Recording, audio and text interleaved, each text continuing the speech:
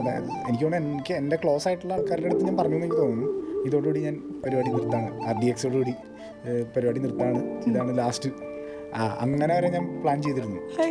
അങ്ങനെ പ്ലാൻ ചെയ്തിട്ട് അപ്പോൾ എൻ്റെ മനസ്സിൽ RDX ഒന്നും ഒരിക്കലും വർക്കൗട്ട് ആവില്ല, എൻ്റെ മനസ്സിലെ തോട്ടാണ്, അതുണ്ടാവില്ല. പക്ഷേ ഞാൻ തിയേറ്ററിലൊന്നും പോയൊന്നുമില്ല ഫസ്റ്റ് ഡേ.